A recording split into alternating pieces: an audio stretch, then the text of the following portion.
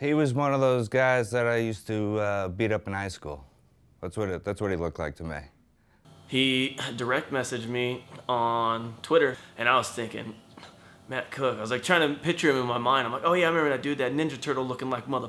When I first met him, I mean, I had maybe a different picture of more of like the business straight, guy, but he's kind of more of the X game style. If you see him off the street, he looks like somebody who would have like a skateboard or a surfboard in his hand. His diet used to be energy drinks and But see, that's stuff we want to know. That's good. and Swedish fish, right? Like he lived off that for a while. I know he's the only guy that can go to a steakhouse and order chicken fingers.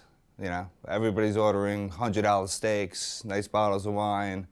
He gets chicken fingers, French fries, and ketchup like a little kid. But as you get to work with him, the tattoos and the hats, you realize he's a pretty smart guy. I look at Matt as one of my pretty good friends. I like Matt. He's a cool dude, and I think he's funny looking. He's a funny guy.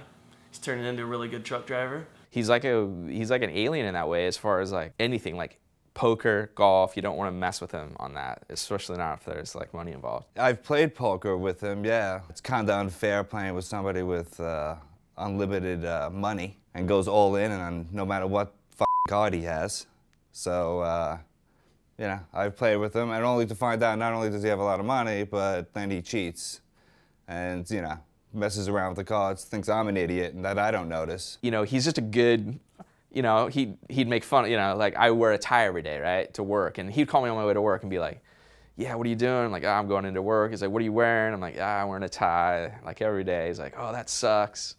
Your job sucks, come work for me. And in 1999, 2000, got into the internet space, and in that time, the internet was booming, the space was booming, there was a lot of companies coming in, a lot of companies going out.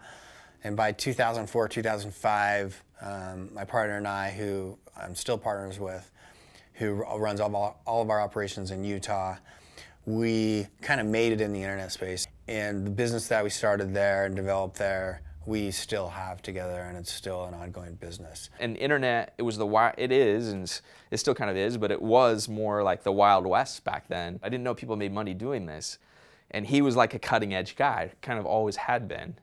And so it fascinated me, this company that I didn't know anything about, this industry I didn't know anything about, and how he was successful at it. In 2005, 2006, after we had good success with our internet business, I moved from Utah down to California and basically retired. I retired for, I would say like 18 months.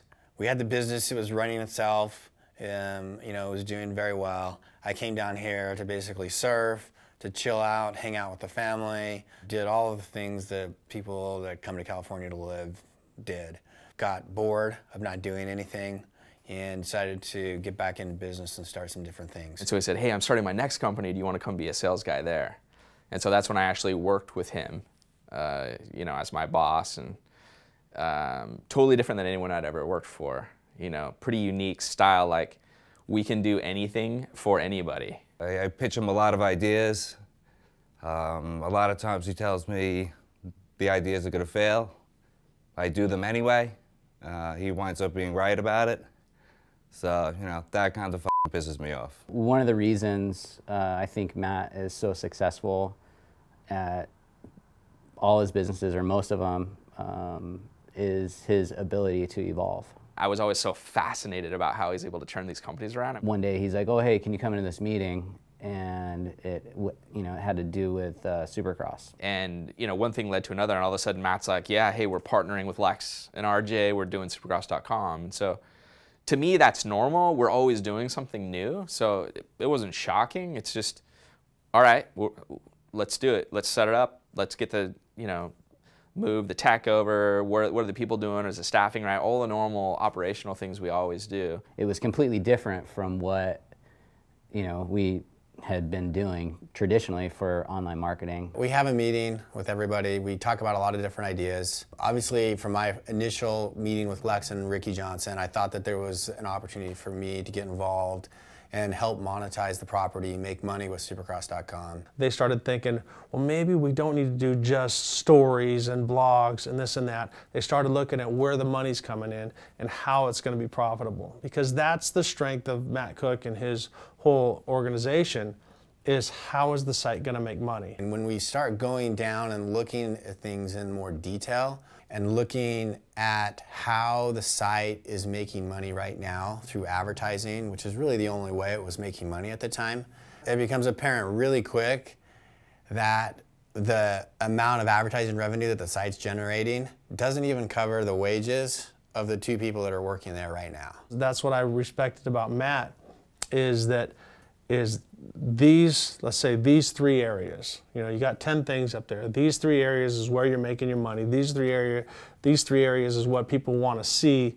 So we need to make them better to encompass that. The second meeting we had, it kind of went this direction of what else can we do with Supercross.com. And the ideas were just flying all over the place. Having Matt write all these ideas on the board. Directions that we can go, things to do, but big picture. Through his racing team, through a possible reality show. To a race team, to increasing our ticket sales, to doing custom events. So that was the first thing that we were going to do, is do this reality show.